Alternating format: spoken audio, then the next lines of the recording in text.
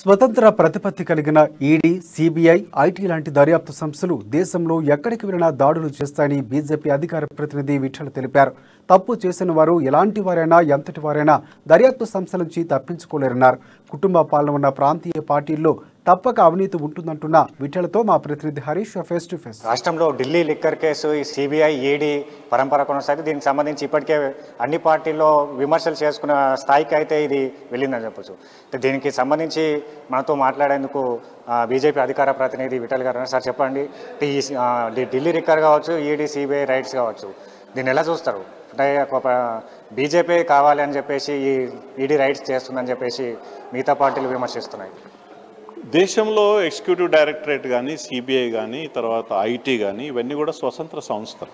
ఏ పార్టీలకు అనుబంధంగా పనిచేయడానికి అవకాశం లేదు. ఇవి చట్ట ప్రకారము పార్లమెంటు ప్రత్యేకమైన చట్టం ద్వారా ఏర్పడినటువంటి ఇండిపెండెంట్ అటానమస్ బాడీస్. దీనికి IAS, IRS, IPS, senior most honest officers ఉంటారు. దీన్ని ఏదో ఒక అధికారం పార్టీకి అంటగట్టడము ఇంకే చేయడం అనేది అది అవివేకం అవుతుంది, రాజకీయ అవివేకం అవుతుంది. ఇది చట్టం తన పని తను చేసుకుంటూ పోతుంది. అట్లా చేయకుండా ఉంటే ఈ దేశము దేశంగా ఉంటుంది. ఎవడో బ్రిటిష్ వాడో లేకపోతే చైనా వాడో ఇంకా పాకిస్తాన్ ఆక్రమించుకుంటాడు చట్టాలు అమలు చేయకపోతే.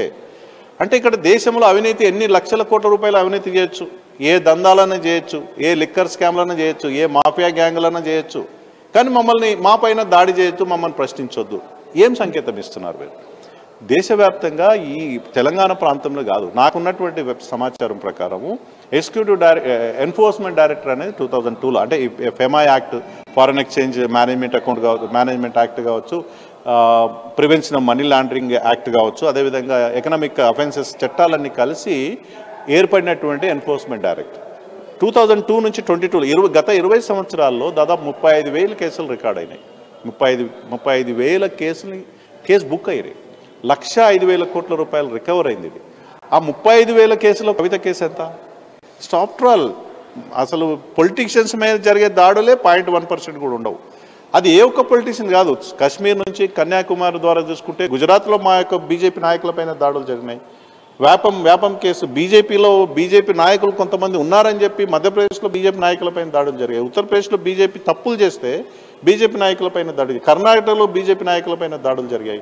సో దర్యాప్తు సంస్థలకు ఆ పార్టీ ఈ పార్టీ ఉండదు. తప్పు చేశారా లేదా, తప్పు చేస్తే తప్పకుండా శిక్ష పడాలన్నటువంటి ప్రజలు కోరుకుంటున్నారు. వాళ్ళ దర్యాప్తు సంస్థలు ఎందుకున్నాయి, కోర్టులు ఎందుకున్నాయి, చట్టాలు ఎందుకున్నాయి, రాజ్యాంగాలు ఎందుకున్నాయి, ప్రభుత్వాలు ఎందుకున్నాయి? తప్పు చేసిన శిక్ష పడాలి.